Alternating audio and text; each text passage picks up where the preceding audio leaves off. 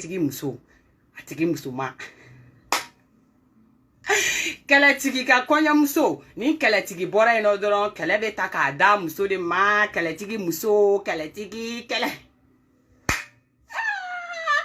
tellement que ko ninnu bɛ ka s'u jamama yɔrɔ ma sisan maliya ka finman bɛ ka content de a bɛ content de ale bɛ content lɛnsi kɔrɔ kuma bɛɛ n'a ko k'a b'a yɛlɛma dɔrɔn n'o sɔrɔ fitinin fana y'a ka ko kɛ a tɔ bɛ nisɔndiya ni n ko n bɛ yɛlɛma dɔrɔn o sɔrɔ LHM Siko fana taara ko dɔ kɛ kɛrɛfɛ n ko ninnu cɛ ninnu bɛ mɔnɛ de bɔ ne la quoi n m'a fɔ ko n bɛ yɛlɛma dɔrɔn o bɛ taa sɔrɔ grand frère RAS 24H Korono yɛrɛ ye ko dɔ kɛ dɔrɔn n'o y'a kɛlen bombe atomique n bɛ munumunu dɔrɔn ko n bɛ taa ko ɲɛɲini dɔrɔn o y'a sɔrɔ Bangoniga ni Mustafa sina k'a tɔ fara ɲɔgɔn kan ten n ko est-ce que nin de ye famille diya ne ye nisɔndiyabaga bɛ boli ko n bɛ ɲɛsin Tana Jama ka taa lakalen dɔrɔn o b'a sɔrɔ dɔwɛrɛ b'o bolo ka jugu n'o ye n bɛ se Tata Nefertiti fɛ n bɛ kabako Mali ka famille de ka di o tuma na le lynx yɛrɛ kɛlɛtigi i synchroniser fo pɔn jukɔrɔ i ka sɔn cari sɔgɔmada in na i k'a lase ni ka jɔnma mɔgɔ bɛɛ ma parce que yanni lynx ka bɔ a muso bɛ to ka bɔ ka na kɛnɛ fufa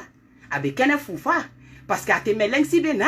lynx ka kan ka na yanni lynx ka na muso bɛ kɛnɛ fufa mais c'est comme ça chez nous mande anw fɛ yen nɔ a bɛ kɛ ten tɔ de donc radio so synchroniser lynx yɛrɛ i ka sɔn bila ka taga bon an bɛ wagati min na i komi sisan an synchroniser len don Bamako radio so 200 ni kɔ la bɛɛ kɛlen don k'i synchroniser an na donc u sɔnw bɛ cari Bamako n'a wo misɛnninw bɛɛ fɛ o mana bɔ yen nɔ fitininin yɛrɛ synchronisation H Korono synchronisation LHM Dangele i synchroniser Mami Jagite kɔɲɔmuso sanpɛrɛnama i synchroniser o mana bɔ yen Tata Nefertiti sɔn synchroniser i ka taa n'a ye Tata Adja ka sɔn synchroniser an ka boli joona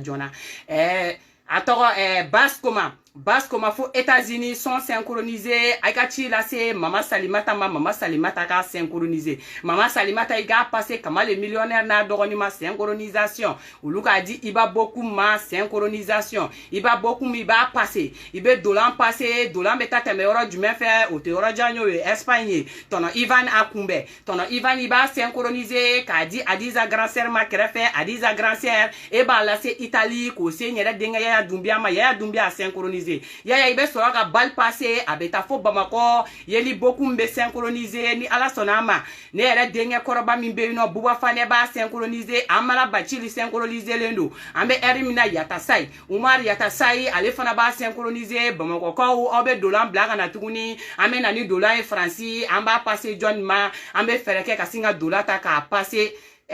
tonton Kabanɔgɔ yɛrɛ ma tonton Kabanɔgɔ yɛrɛ i bɛ sɔnw na passé an k'u synchroniser k'u bila ka taa e bɛ dolan passé Pima synchronisation i b'a di ne yɛrɛ grand frère ma o tɔgɔ tɛ fila ye o tɛ saba ye o ye Baba Kabarali kɔrɔba yɛrɛ ye Baba Kabarali kɔrɔba yɛrɛ bɛ sɔrɔ ka synchronisation passé fitininin ma Baba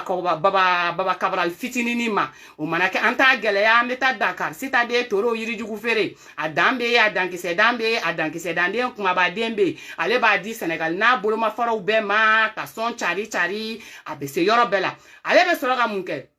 a bɛ dolan na segin dolan in bɛ to Faransi de kɔnɔna la yan kuma in tɛ gɛlɛya ni dolan nana Faransi aw kana ko gɛlɛya a ye dolan ta aw k'a di ne yɛrɛ dɔgɔnin ma n'o ye Salamsi ye a ka sɔn cari Salamu i b'a di Fatou Glorish ma Fatou Glorish i bɛ sɔrɔ k'a yɛlɛma e b'a di Awa Ba ma Awa Ba Zoli a di Tim ma n'i y'a di Tim ma lagare yɛrɛ bɛ yan nɔ Sira Lakare Kalamawa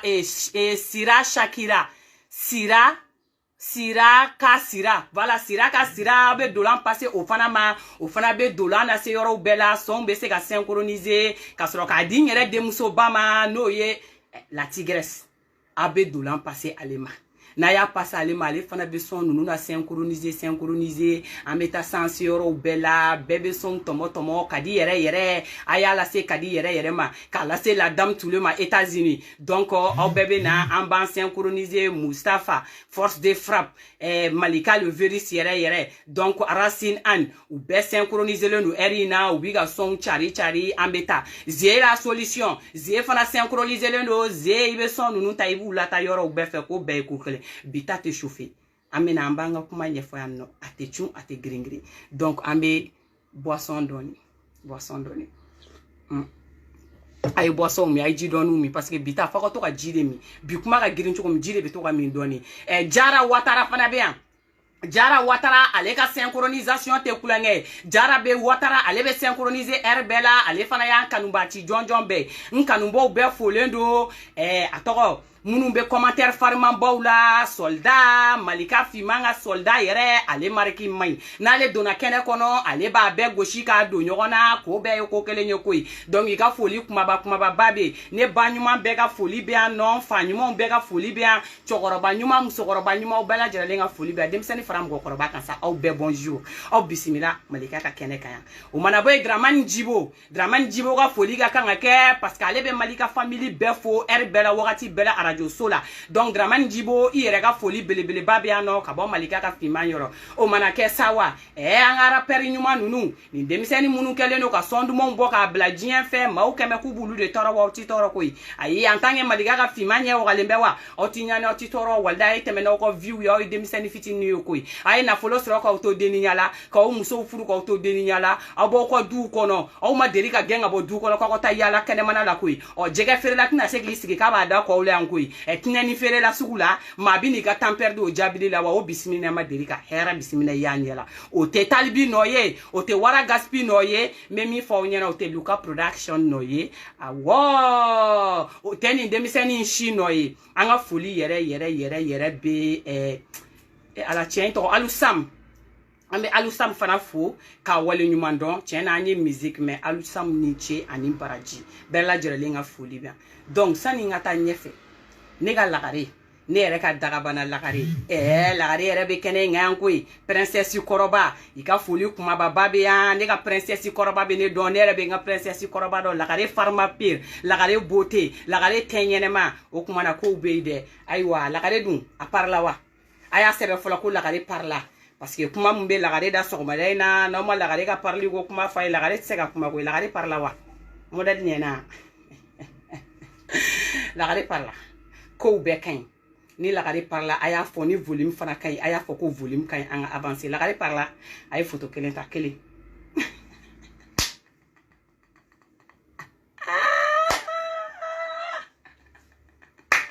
donc nyana nga tawro jam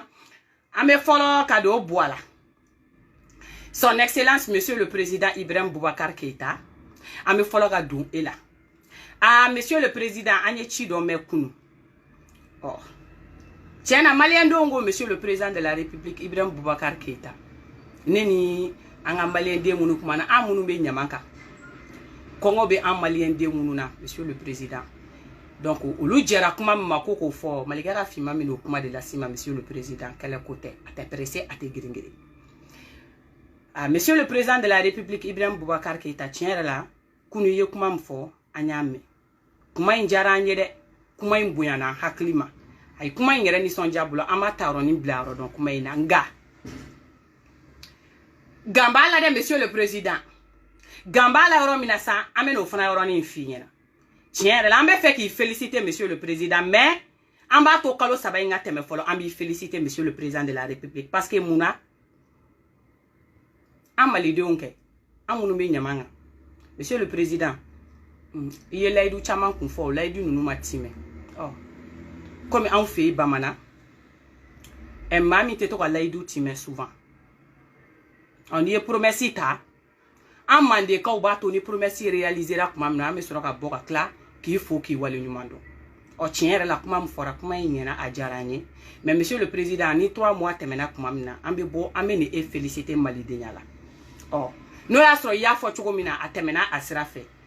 alhamdulillah rabbil alamin oh na matema sera fana fait ça monsieur le président ame soro ka no nya fo sino kuma dumani kadi de akadi be malima diriga ni amani nyokona me follow monsieur le président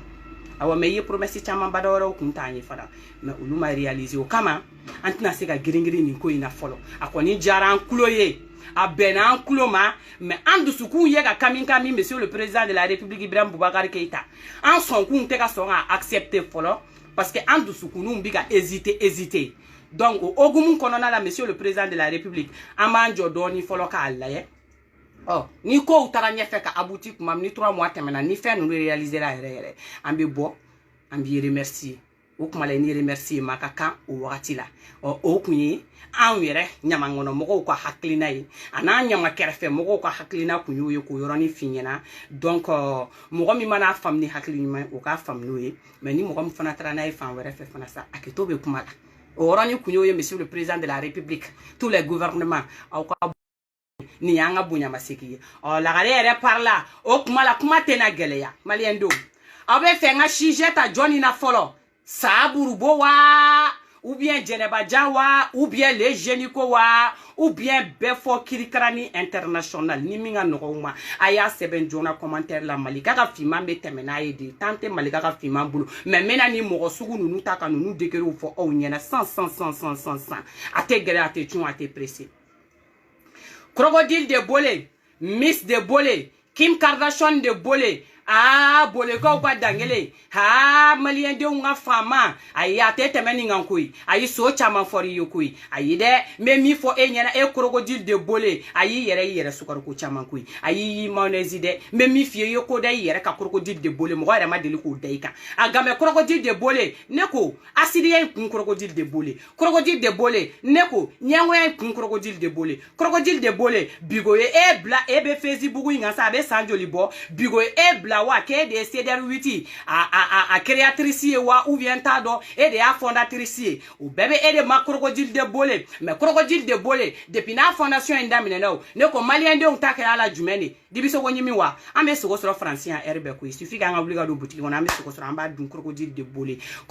bolé Miss de bolé a Kim Kardashian a yere ne gambe ne do mo yere la koy bani yere bi yere fo ibi yere sugaro ki manjini ka ko sugu be da yere ka crocodile de bolé o yika de majala de ibolo malien de shika strate ola crocodile de bolé e mana isigi o kebe na ta différence ke o iba one ani talbi ni ñogoncho mais qu'est-ce que talbi a foutre de ça est-ce que tu es sa tata tu es sa maman talbi mago be ga haklina la wa e ka danga be mu talbi ga kola e ka kuma jugu be na mu changer talbi ga kola e mana ti idake ga ibake do de nga teme talbi kan o kuma lo be na mu tien talbi ye aw malion de da o de be do demiseni nunu ni ñogonche hali ni commencer orom ma obe na sama no day no ko toko nyini yani dugwili aw ma do ko duwa ute ko mena mbata ga présenter jamala wa kana mbata jamala ka bo ka ba kunlo ni pen ka sheworo ni dota ko di bama ka saka soko ni dota ko do ibadala ki si ga fufalange ki ba fufa jamala malien don o te duwa udenya ye o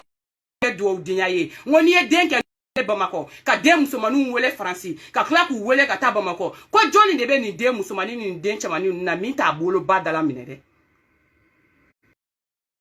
France kono ka wari doni soro Bamako kono ka wari doni soro ni wolo ba ko tan iba to tan eti ba soso ko ibana deli ga siga senga ka yafa deli efe e ma deli ki pre wolo ba kun ki ba soso akuma dala auta kalama ko do ni barika bebe yin ro la wa ou bien auta do ko bebe se ka ni sigi ni bay jamala ni ki ba kun lo pe nga dala je ka sheta ga di bama ka fen beke mo nye koro i bay me ani be mi ki bay so kono otekele aba kono ko duwa wuni barika yo ko dala kuma de duwa ou bien do wuni barika yo ke wale de wa mo chaman be anyu ye jama yo kwadu ye nu ye mo dala jale ndoro u bena nu wolo bo ye dongo do ne baka dine dongo do ne de ningen bay ne de ningen bay ko di e sigiro me ke ibala iji kasro ala bado krabado e ka drome kele ma do ba iji warla ebe miri yorobe ela wa crocodile mu galontiga malo abe ela e baga du jole crocodile e nano fo on nyana Facebook ke de du joka diga minata maka black ono crocodile ko rate kono ko ni mbede jien ono ko mo ba fo ko ni duwa ube ngo ko ni barika bengo olute duwa wi olute barika wi dala kuma mbaka dinye dala kuma ne mbabunya dala kuma ne ni kembay no adama de i bata abedo ike wale de fe ini babe nyongomla abedo ike wale de fe ma deli ga talbi desele en fola kui ka tarajo e ka dale be quartier mina Bamako ki so mogo doga boga wardama o make ban talbi ma desa muso gora fola kui ka tara katra do de ga da Kongo ko na sama non jamais talibi baba bolo iba baba bolo siriki baba bolo araperi be babu bolo e babi bolo ne babi bolo ambela jele baba bolo beti occupé ibala o occupation ibala obedo ika kewale de la o occupation ibala obedo ila koroba tola o occupation ibala obedo ikewale ni ka koketa de la jama uchela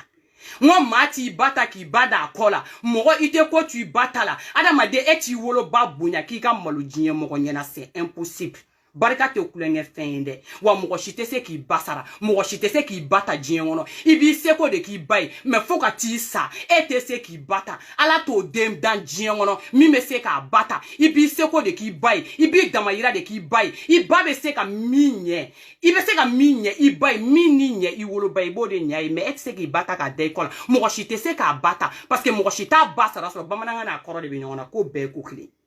e ba bɛ kalo 9 min kɛ n'i ye a bɛ fɔnɔ a bɛ bɔ ka bin a bɛ ɲɛnamini a tɛ dumuni sɔrɔ k'a dun don dɔw bɛ kɛ a b'a ta sufɛ fo ka dugu jɛ a ɲɛ tɛ datugu i bɛ tila ka bɔ o la n'a jiginn'i la tile 40 a tɛ sunɔgɔ a ɲɛ bɛ yɛlɛ don o don dugu tilama b'a fɛ fa bɛ sunɔgɔ la tuma min na o y'a sɔrɔ ba wulilen don denyɛrɛnin bilenmanin b'a bolo a bɛ sin d'a ma a sin nunkun bɛ kɛ jeli ye i bɛ situlu mun a la den bɛ sin min f'i sigilen b'i sen genge dugumakolo la pour que dugumakolo ka na i bɛ kɔnɔ ko o force de bɛ n'a to den bɛna sin min a tɛ digi la joli bɛ tila ka nɔgɔya o sin kan ba de b'o bɛɛ kɛ i b'i bo kɛ a b'a cɛ i bɛ sugunɛ kɛ a b'a cɛ n'i kasira a bɛ wuli ni i kulela a bɛ wuli n'i sunɔgɔra tuma min na a bɛ sɔrɔ ka sunɔgɔ o kuma de la e bɛ bɔ o la k'i kɔrɔbaya dɔɔni dɔɔni ka n'i se tagamana ale de b'i tɛtɛ k'a ka finikoloniw ɲini i ye ka samarakoloniw ɲini i ye k'a doki k'a munumunu ka dɔrɔmɛ 2 ni 3 ɲini ka n'a don e la pour que e ka kɛ fɛn ye don dɔ la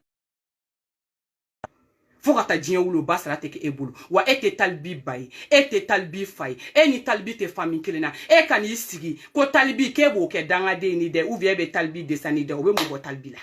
a tɛ foyi bɔ talibi la a tɛna foyi tiɲɛ talibi ka fɛn fosi la wa talibi ka muso furuko in o de gannen tɛ maa caman na wa k'a y'a sigi ko k'a muso kun dilan a k'a ba ko Kim Kardashian de bolo n'i ma furu talibiya ka Aisha furu k'a to âge min na ni e ma cɛ sɔrɔ k'i to âge la o tɛ talibi nɔ ye o tɛ Aisha nɔ ye parce que wa couple ye jeune couple de mun na i t'i sigi k'i muso kunkolo foni k'a digi silamɛya y'o fɔ awɔ kɛ chrétien y'o fɔ hali n bɛ siyala n tɛ siyala n bɛ religion n tɛ religion na o bɛ kɛ koyi i b'i muso kunkolo foni kɛ k'a digi yɛrɛ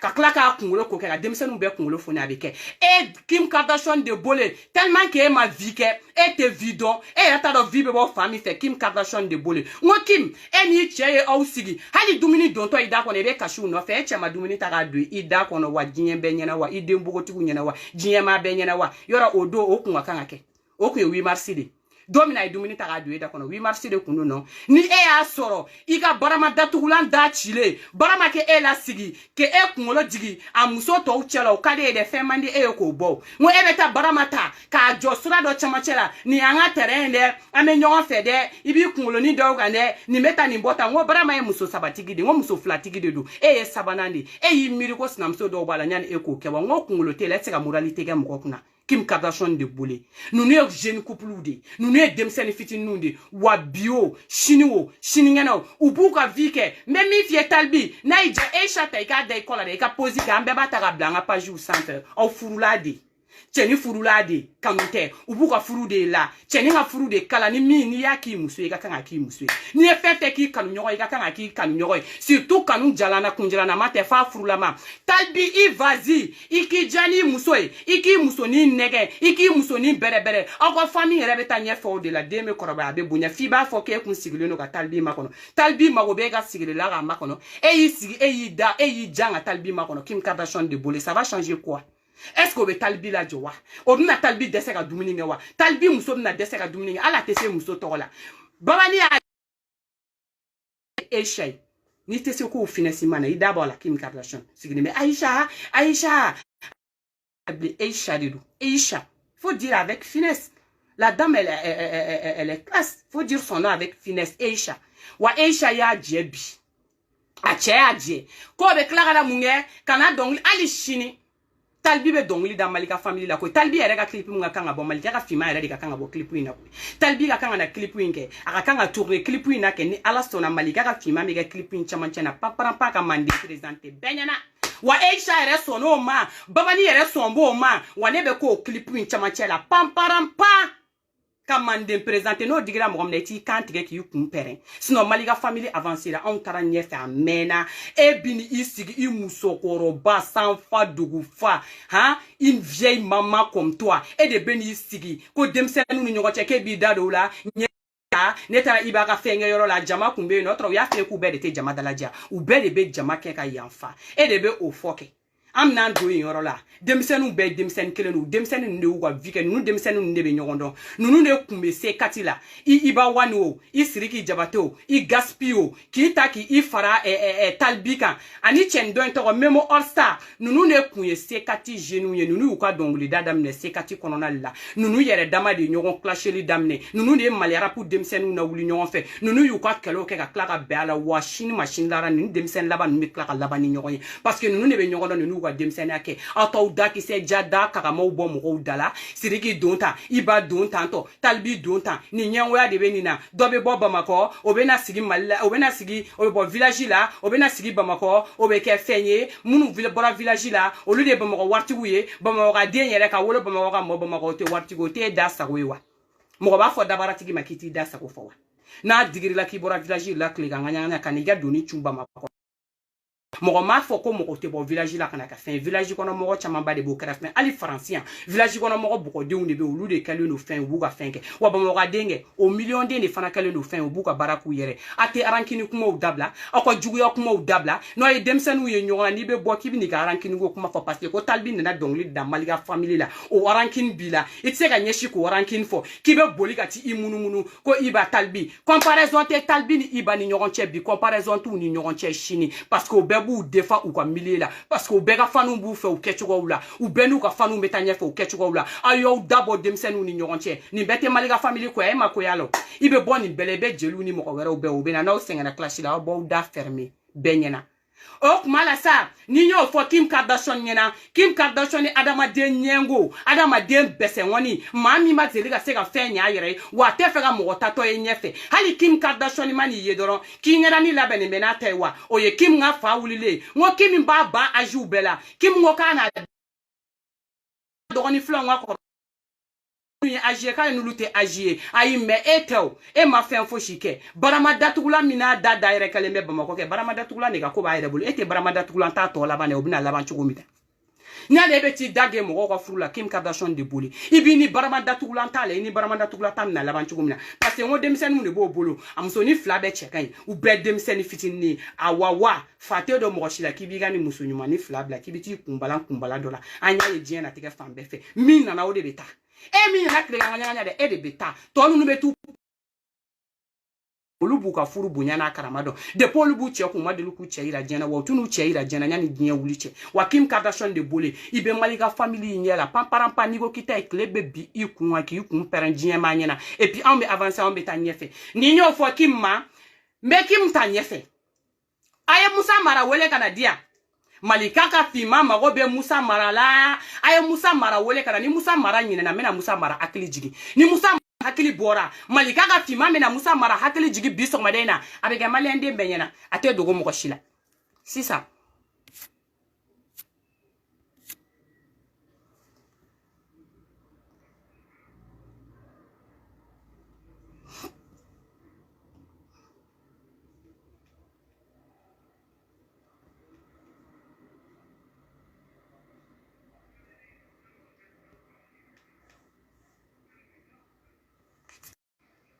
aya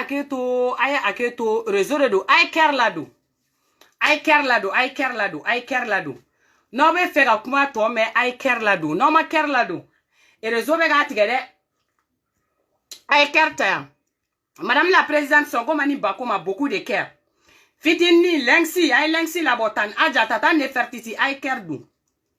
no ma kerdo uni dalembe video ini nga wala uli ay kerdo Ker. Je veux des cœurs. Princesse fait des cœurs. Je veux des cœurs. Aïe, Kerlado. Ama sansan. A tentative Kerlado. Ni mi intérêt diga on abetike. Donc, aïe, Kerlado. O mana boy, aïe, kuma beme koni. Keria blaurom na koni. J'espère que aïe, okumo beme. No aïe, okumo beme. Aïe, sebeka aïe, okumo beme. Ou bien aïe, meka daurom na. Parce que a kun jora neti réseau kun jora réseau kun na ta ppp ou kan opera na wa ay kerlado ay Musa Mara wele abe Musa Mara wele ou bien nyana nga se Musa Mara ma anga be fota Ni we nanga se Moussa Mara ma anga befota ou bien ambe Moussa Mara ta folo ka se befoni le génie comme parce que befoni le génie ko bolé no mo kono sugu ya kele ne fait hali ni nte muso kele ndo nyi befoni le génie ko be soro chekele ndé ali nu ma ke muso kele ndé befoni le génie ko ou be songa soro ka ke muso kele ndé donc ay ker la do ay ker la do ay ker do ay ker do ay ker la do ne ay ker la do ay ker la do no ma ker la do bitay ma infolo tanto de ker. Ayete meni kerye. Moussa Mara be wa. Ni Moussa Mara be Moussa Mara ga mo ayena lameli ke koy. Bani adamade ni ibe nyine de wa.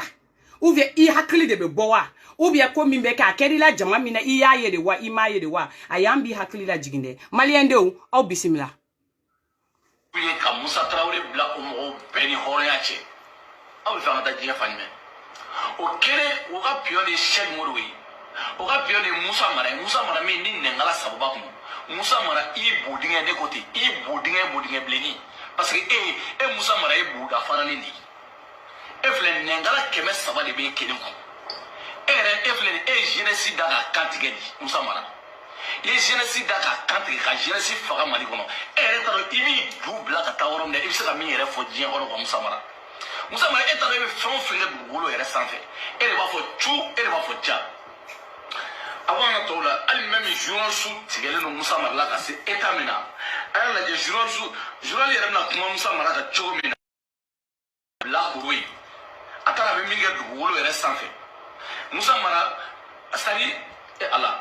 Moussa Mara, Joseph Mara, de Moussa Mara, nous belle bora, ani Cheikh Moro, nous belle famille Keleni. Alamaden tɛ o I bɛ alamaden ka kɛwale yani ka mɔgɔ kɛwale la e ka parents ɲini k'a dɔn a parents ye mun de kɛ mun ye a parents ye mun de kɛ Cheikh Moro mun ye Cheikh Moro kogoya segukaw ye parce que problème c'est quoi parce que pare a fa ye segukaw ni siri ka da kun ɲɔgɔn na janfa ci yɛrɛ kun tɛ o ye Cheikh Moro ye fɔlɔ Moussa Mara kɔni tɛ o fa sara sa cogo min na Ala dɔrɔn de b'o dɔn kati kɔnɔ tu vois non Joseph Mara sara cogo min na kati kɔnɔ Ala dɔrɔn de b'o dɔn mais maintenant comme Moussa Mara était dernièrement oublié était que fouillé du boulot et sans faiblir pour n'être nani yɛrɛ sɔrɔ politique la diɲɛ cogo Moussa Mara I t'a dɔn I nani yɛrɛ sɔrɔ politique la cogo parce que I ɲɔgɔnna bilakoro yɛrɛ tɛ fiyewu ni politique mɔgɔ ninnu bɛɛ la n t'a dɔn I nani yɛrɛ sɔrɔ politique la cogo mais maintenant n bilama ma ye dɛ n bilama n kafirelama jahanama n taara n ko jahanama tasuma bilen de la ka na n sigi sisan n bilama ma ye dɛ Mandela Cissé mini kama maintenant sisan ni vidéo kono comme pai Moussa Cissé be Moussa Mara be I bodinga bleni parce que Moussa Mara be wa ou bien Moussa Mara te Moussa Mara vit wa ou bien Moussa Mara ne vit pas Moussa Mara nyina na kelea Moussa Mara ni nyina na sake meni hakili la jigi sokoma dai na Moussa Mara ni ke Djeneba Jan te doware Djeneba Jan n'est plus ni moyen que Ibe les jeunes comme Mimbe la sanga les jeunes ko ka bara droit de ne wani be ni ke domina ke amake les jeunes ko fait kui ok amake les jeunes ko fait bi amake les jeunes ko fait chini awa les jeunes ko ba kalama fana ka kunga kanga ke Moussa Mara Moussa Mara Moussa Mara de neni na tanwa ou bien Moussa Mara de te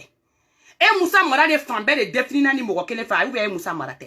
nous ne be nous sigu ka page kan nous ye mogo mi boroto ko ye zoe ko ye kalabanti ko ye kule ko fan be neni ko fa neni ko ba neni ko buruju halala shi be neni nous kele ne be kla kana boku sigi a page kelinga a shooter ko adugu sateje ka kla ko o mo ko sigu kele nunu mabalima tuguni malien de nini au benye wale nyana ate dugu mo ko shila Chemani neni ye ni ma min da Moussa Mara kan baneni te baneni ye ni ma min da Moussa Mara kan galon jugu te galon jugu ye I galon do I tien do ni ma min da Moussa Mara fa be neni Moussa Mara ba be neni ni don beke doni mi kama Moussa Mara kumbe jien ore Moussa Mara ni neni ni be me Moussa Mara ma kuma do me jien ono de adama de na de la ka seki I neni I sigi ka makono ni ya farama neni na sigira kana flana na ni kala be na be kala turula ni ya farama kala turula na bifa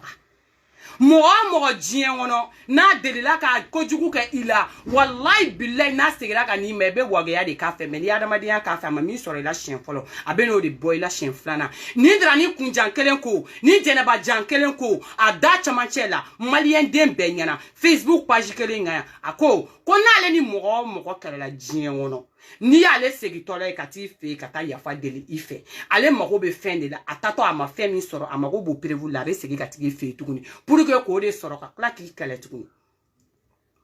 Musa Mara tiɲɛ yɛrɛ la i ka alliément ɲɛna mais n bɛ min f'i ɲɛna jelija min tun b'i kɔ Musa Mara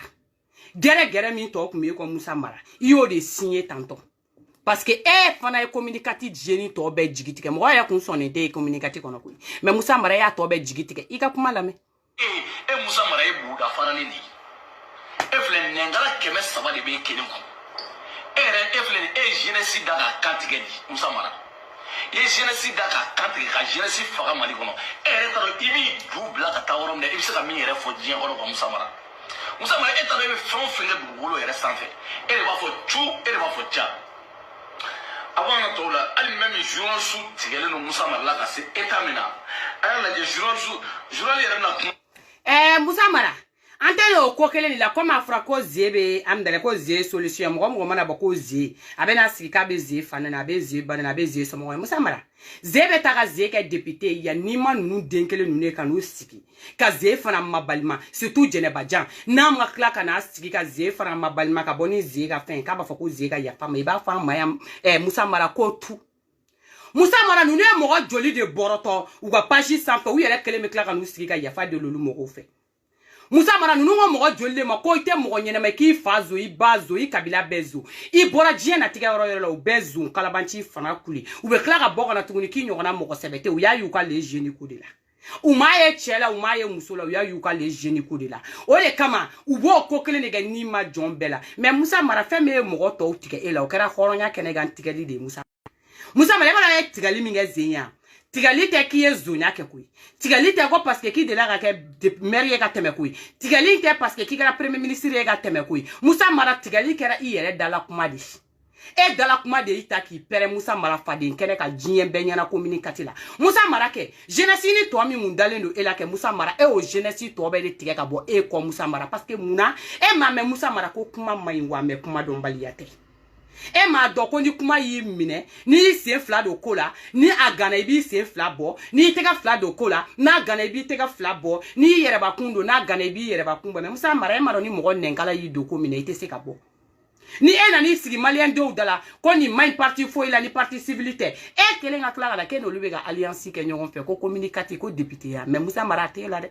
n bɛ min f'i ɲɛna communicatif jeunes tɛ mɔgɔw ye ko minnu b'u kunfɛ ten dɛ communicatif jeunes tɛ jɛgɛ feerelaw ni sotarama apprentis dɔrɔn ye dɛ communicatif jeunes tɛ jeunes hakilitɔw ye ko minnu t'u ka commune développement fɛ dɛ n bɛ min f'i ɲɛna de y'o ye Musa Mara i ye min sɔrɔ fɔlɔ fɛ i y'o de sɔrɔ ka taa mɛ k'a fɔ k'i b'an ka communicatif de siri k'a da i kunna o tɛ kɛ yan Musa Mara an wulila don dɔ la an ka jeunesse k'an bɛ taga e fɛ i ko tu n'es pas un escalier k'i tɛ escalier ko mɔgɔ tɛ gulo e la ka yɛlɛ yɛlɛ i bɛ se k'a fɔ k'i m'a fɔ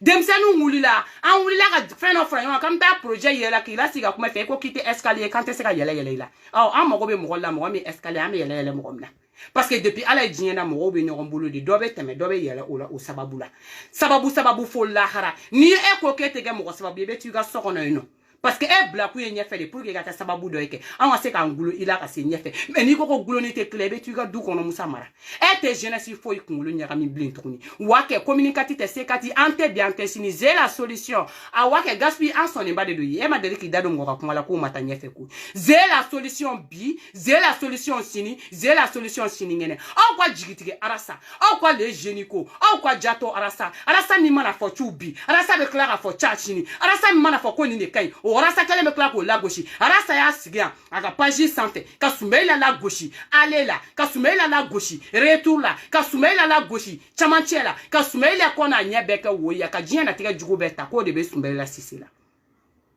mais ka tila ka n'i sigi maliyɛndenw ɲɛma k'aw ka voter Soumaïla ye ko mɔgɔ min kun ye kunun mɔgɔ lankolon ye k'o bɛ se ka kɛ bi mɔgɔ ɲɛnama ye ko donc k'an ka Soumaïla ta k'u ka voter Soumaïla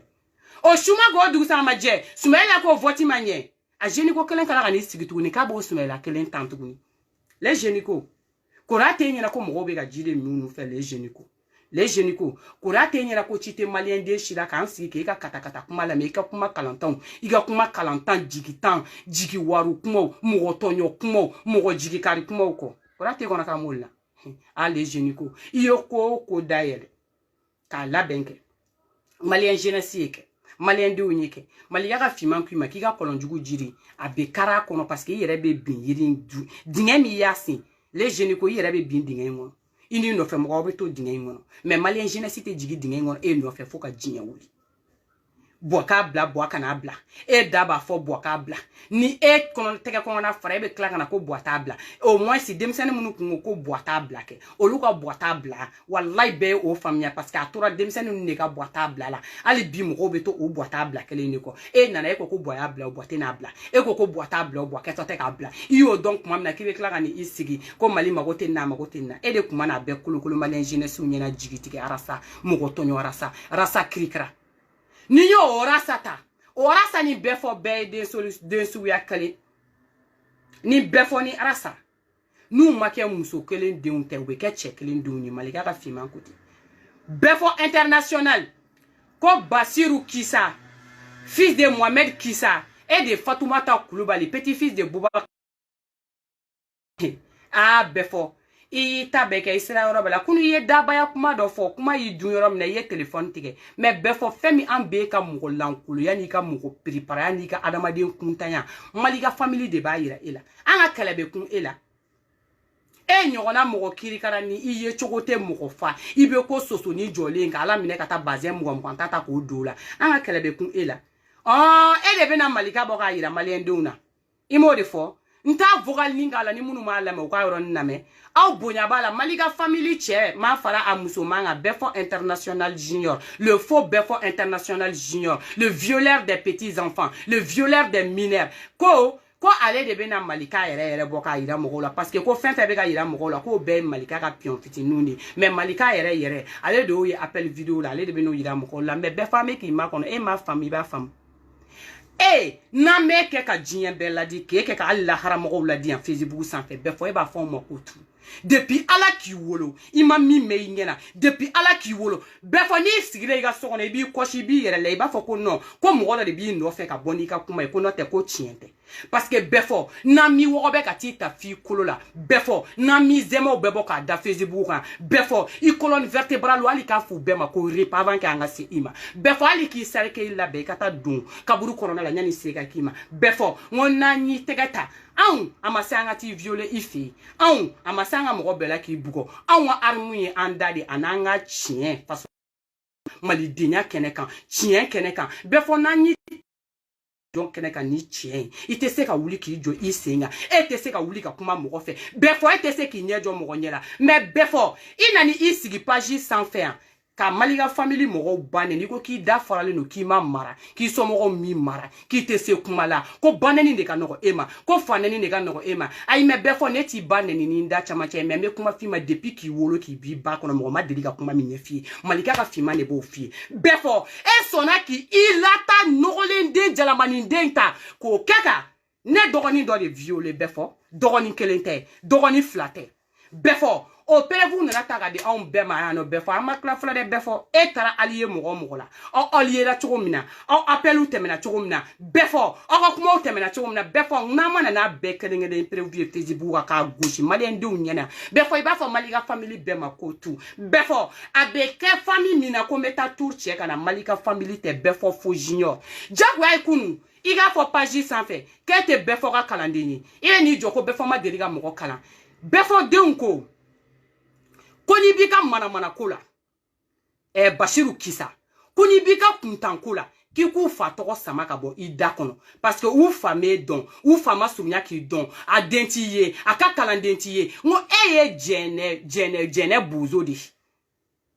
befo ete jene buzo ya wa befo mini yere ta ki yere di yere mais e ma fo ke de on ya appel vidéo la anti ta appel vidéo la de mais befo ameti ta fi sungono befo ali wuro la choko mnamba nye finyana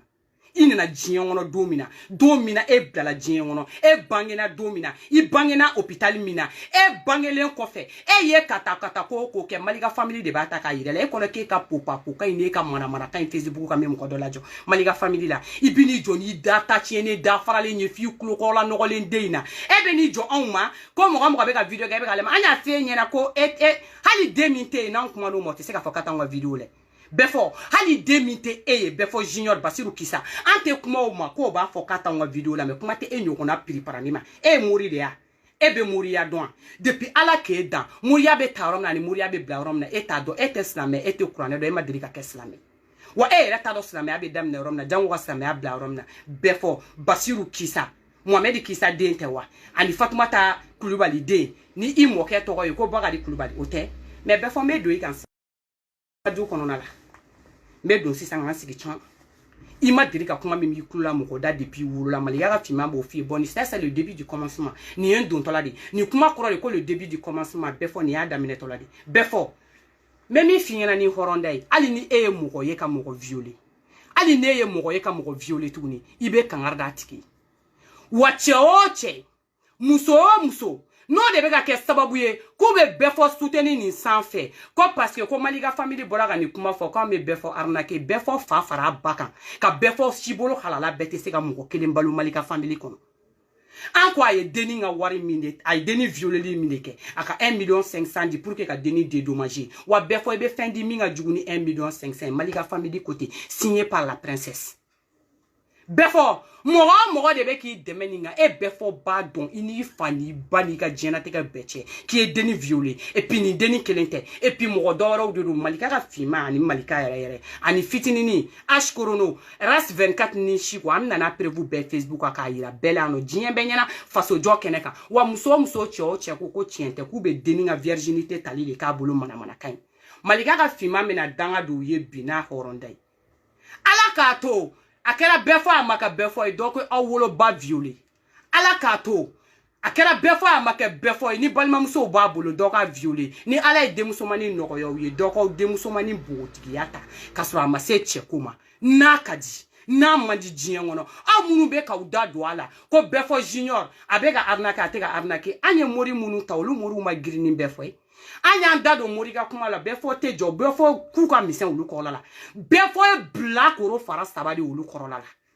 an y'olu taponiya k'olu yɛrɛ kɛ olu kun ka kan ka min kɛ olu y'o ci ɲɛnabɔ kuma tɛ bɛɛ fɔ ɲɔgɔnna mana mɔgɔ kata mɔgɔ fu ma bɛɛ fɔ so tɛ pan a den ka munu ma Basiru Kisa so tɛ pan a den ka munu ma maliyɛndenw a y'a kulo dayɛlɛ aw ka nin kuma in lamɛn n bɛna bamanankan de fɔ aw ye bɛɛ fɔ i sigilen i ka so sisan i b'i kɔsi bɛɛ fɔ i bɛ nin vocal in lamɛn i bɛ don i ka téléphone bɛɛ kɔnɔ bi bɛɛ fɔ n bɛ nin kuma in f'i ɲɛna bi i b'i ko jeriba ji la i tɛ jɛ bi mɔnɛ bolo wa n b'a f'i ye wa nin y'a daminɛ dɛ i ka da la k'i ka dossier a dafalen de b'an tɛgɛ kɔnɔ n'an m'i yira maliyɛndenw na bɛɛ fɔ Malika ka finman yɛrɛ ni reclé la n bɛ min ɲini ala fɛ ala ka n'a nɔgɔya n ye mɔgɔ o mɔgɔ i bɛ viol kɛ diɲɛ kɔnɔ i ennemi numéro 1 de ye Malika ka finman ye wa n bɛ n jɔ ni balimamusow défendre ye k'an jɔ ni balimakɛw défendre ye diɲɛ bɛɛ ɲɛna bɛɛ fɔ international e so tɛ pan a den ka munu ma bɛɛ fɔ e kɛra i ba de ye Fatumata Kisa maliyɛndenw ni ko k'a kɛra woloba ye Fatumata Kisa a bɛ ɲininka ko finmani i ko kun jumɛn la k'a kɛra woloba ye Fatumata Kisa o la n bɛ yen yɔrɔni Fatumata Kulubali o la n bɛ yen yɔrɔni fɔ ye n ko kun jumɛn la n ko k'a kɛra woloba ye Fatumata Kulubali est-ce que bɛɛ fɔ i ba Fatumata Kulubali y'a to i fa ka furu la Mohamed Kisa ka ɲamɔgɔ den kɔnɔ ta i ba bɛɛ fɔ e kɛlen don den mara bali min ye den kunnagosi bali min ye den éduqué bali min ye den min tɛ se ka kuma a filanw fɛ e tɛ dɔwɛrɛ bilakoro fara saba kɔ i ye denmisɛnnin fitinin de ye ma taa yɔrɔ si k'i i dangaden don dɔrɔkiba kɔnɔ ko mɔgɔw ka bɔ k'e bonya n'an y'i bonya san pɛrɛn k'an kun ci e tɛ foyi ye denmisɛnnin kirikara ta tiɲɛbagatɔ mal élevé impoli mɔgɔ min t'a kuma cogo dɔn marabali e b'i sigi k'i bɛ mɔgɔbaw dɔgɔya ta tiɲɛbagatɔ dangatɔ jugu sago faden sago kɔ tɛ ɲɛ tɛ manden kɔnɔ jugu i natɔ bɛ ko dɔ tatɔ i bɛ violeli kɛ i langolo 12 ta tiɲɛbagatɔ nɔgɔlen den arase bali den i b'o ta k'o labɔ k'i ɲamɔgɔ den bɔ e ka bolola nɛgɛw t'i tɛgɛ la e fan bɛɛ t'i yɛrɛ la mais bɛɛ fɔ i b'a makɔnɔ i ba Fatumata e ba Fatumata Kulubali a ye ɲamɔgɔ den kɔnɔ de ta k'a to i fa Mohamed Kisa ka furu la i ba kɛ If ba gena o de la ka bo furuso kono la Malika ka fima ne côté signé date avec prévoir l'appui. E mana ke kakalay. E befo mana ke jatoy. E befo mana ke binganinkele. E Basiru Kisa nga befo toko ere boala. E Basiru Kisa mana ke bininkele. Befo junior fo befo junior. E Basiru Keita mana ke kiti fa bunya, iti ba bunya, iti benge bunya, iti teri bunya. Ini mogote kodamne kino ga kolaba. Obe bali mogola wa parce que e muso kolondende yi. E muso magonye bali dende yi. E muso de muso mi maseka furu bunya dende. E furu bato bali dende yi. E ka kote labankui. E ka kote daminere jango ke ka ko laban jiyen wono. Janku ya te e yo sugune jin nokolen demi mi. Iga jena tege konona la. E ka ke den krikara, den tachieni, den jelimangu parce que e be wolo domina meleke ere kunte meleke me mulu nyene mangla. Befo Kisa faux international parce que tu n'es même pas international. E kunte se ka ke den nyene mai ki bla jiyen wono. Befo Junior Nyani ka fo ki be boga kuraleta ke bi isigi ko ga wajuru ke mo kuna ibi bala sigi Fatoumata Coulibaly bala sigi ba waju e ka mara bali denya I ya boyoro mina iba yoro do I wolofa ni wolofa be bala wa eni Mohamed Kisa te bala eni Mohamed Kisa ma deliga be kuma la wa eni Mohamed Kisa bisimila ite be kuma na ima eni be kuma ibi baze I moke de kan no yi iba faye ibe to go de fo kuma be ko Bokar Coulibaly ngo yi ba faye sino ite baze I moke kan ni ya ye I bana I togo ina ki jamu ibla ka ki gen kara mogo befo la jaku ala togo nyini ani yere bayata me togo iba soro a jie a togo chiene na mafuka ti sa togo mi nogo te boyko ni ala kira sona ma Malika family de bo prevu di moko e ma fo ke be lengsi do e ma fo ko lengsi de be bolowa me befo ne be pousser fo ke se koko kuma wa e be boni lengsi de I shu be boni lengsi e ma ta koko di de bole nyininga wa e ma mix de bole nyininga e ma jeneba jan nyininga kale ko ka be Malika labo bigo yu blala yanwa unu na ni Malika de me unu na nu hakil na Malika de me femi al e hakil na Malika te e be Malika labo ou vient bi goshi fo la hara I be Malika labo ou vient bi kertundu na la isigle wa befo Junior ambeta e ka kota de fa sungoro e bae nya mugo den kuna de wolo ka to furu la Mohamed Kisa ya bla ore kama ko be ko kelen wa befo Junior e ye den ta chienende e den halakilende I mana bo ola ni ye mogo bo ye yoro I be ti jo ki nyi wero koro e me ni Mamudu Digo ga photo e wa I me ni Mamudu Digo ga photo e hala masonga gere ira hali ni ye photo a masongi nyera le parce que depuis yoro ja ni ye mogo langolo ni ye mogo fuye ni ye violeri nyela olu be ya me okula ki bina walden do dika wa anye prevu mboka bla beba do ki bina walden ani wa ayi jaw deni nga vite tien e sababula ame jaw deni nga vite tien e sababula ni meleke ni be da choufe ates nogo depuis ni kogera domina meleke ni masika ke moye amake moya bobulu amake moya fobulu deni te seka foi ka yere ate seka gele adamadina ate seka kuma a jatigele do herbe a sene do herbe ate ka seka furu che o che mana bo ando fe deni te ka son furu ma parce que deni panique le no ni yoro de nya ay deni nga vite nga deni panique ka deni bla ameno kuma foi mogo muli bali siri tigele mogo tachiene mogo kirikara mogo fu ala jugu surantre e be bo kan I sigonde la ke beta mogo beta ka e wele ko Malika family mogo be fera wardi mi ya ke kana drome klendi e be bo kan I jo daba di ala undala ko video be ga chumna ke be bo ka video ke che munu tara fie ku bi deme muso munu tara fie ku bi deme munu doni kuna ku bi ni deme aseto oluye alute mogo da sebe mogo munu parce que anyo lugo le jeni ko ta ko yere ke Facebook an jiembe nyana olu ma se wo le jeni go kuma bo lu be se ke kuma bo olu ma se ku yere kuma bo lu be se ke kuma bo jeneba jama se ga yere kuma bo abe kuma bo wa Kim Kardashian ma se ga yere kuma bo abe kuma bo wa ima fo ke ni ga prevu sigle no ima galonti ko kala madame ne kalete on ni eni nyonche mais ambi mine ce n'est même pas dans longtemps befo hali wolo la domine be regretter wolo dona Malika ka fima côté signé daté befo ni jula ta ibe bulanya Malika ka fima côté obe hakitu jiya dongolo ni befo ya yere cheya ya be bulanya Malika ka fima côté befo e kona ko be de kani siga ke daba denya kan foi befo e kona ko ki sigi ka kale danga denchi nyekoro I chejugu de ko kabru madu kani I sigi ki nyebe mogo ma Ah, je suis le fils de Mohamed Ikissa et de Fatoumata Koulibaly, petit-fils de Boubakari Koulibaly. Je viens de Djenné, je suis bozo. Je m'en fous de quelqu'un, je mange chez moi. Je m'en fous de la tête de quelqu'un, moi je suis comme ça. Okumala dangade ne mae, mamita fabonya, mamita babonya. Okumala Djenné akela de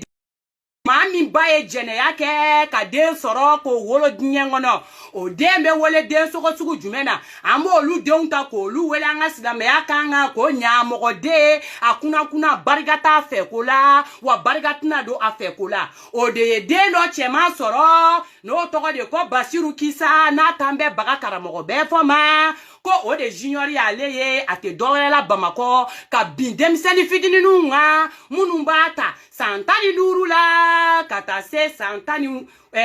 ma maa ta tiɲɛnen don maa halakilen don fura t'a bolo a tɛ fɛn dɔn wa fɛn yɛrɛ t'a dɔn subhana wa taala ale ye jɛnɛya a y'a condamné yala ko jɛnɛya man ɲi kuranɛ verset dɔ bɛ yen nɔ jɛnɛya haramuyalen don hali mɔgɔ min b'a kɛ haramuyalen don o tuma la n'i minɛna jɛnɛya la an ka silamɛya yɛrɛ la i ka kan ka condamné koyi parce que maa si tɛ jɛnɛya ko la bi ala t'a la kira t'a la jurumu bi yafa mais jɛnɛya a jurumu tɛ la yafa la o tuma la aw balimakɛ de sigilen filɛ nin ye Basiru Kisa